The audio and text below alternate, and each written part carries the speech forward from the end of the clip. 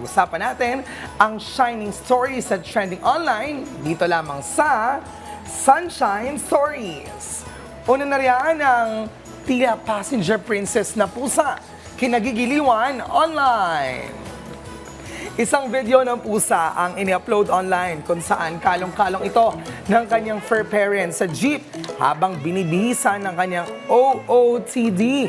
Ayon sa video uploader, first jeepney ride ito ng pusa, kaya mukhang naninibago pa ito. Sa kabila ng cuteness, may concerned netizens ang nagbigay paalala sa fur parents na isang guni ang init ng panahon. Mainam na pumili ng mga damit at accessory na presko at komportable para sa ating mga alagang hayop. Sa kasalukuyan, ang naturang video ay may 807.7 thousand views, 145.9 thousand likes at may 500 comments at 38.8 thousand shares. Ang cute naman ng post. Like a boss?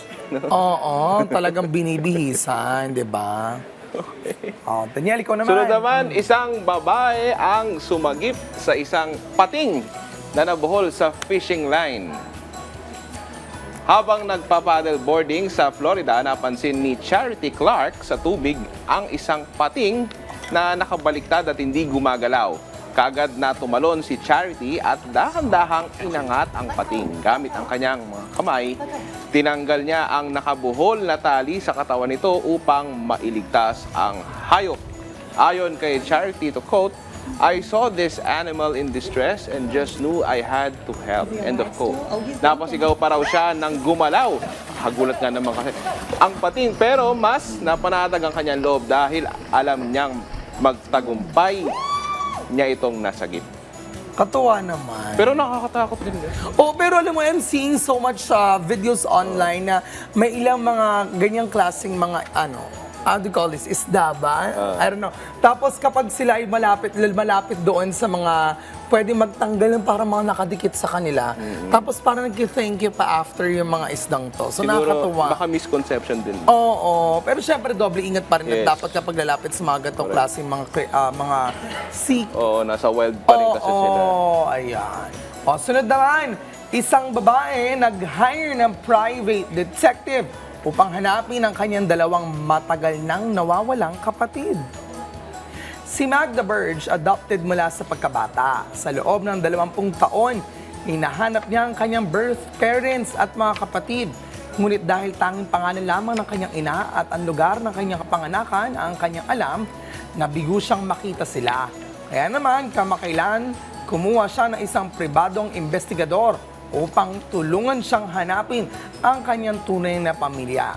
Nagbayad daw siya ng $1,300 at matapos ang 4 na buwan ng pagsisiyasat, matagumpay na natunton ng kanyang pamilya. Ayon kay Magda, napakagandang karanasan ang kanilang muling pagkikita dahil agad silang nagkaugnayan at nagkapalagayan ng loob. Ngayon nakasama na niya ang kanyang biological family, dama raw niya ang tunay na kahulugan ng pamilya. Touching naman ang story. Yes. Diba? Yung ganong klaseng mga moments sa parang you look for yourself, kung saan talaga yung tunay na pagkatao mo and it's being given to you, it's really a rewarding experience. Saka alam mo, Profi, di ba sa tulong na rin ng social media? Compared before, di ba? Kasi dati wala namang social media. Dati kailangan pa mangguni sa TV program para mahanap.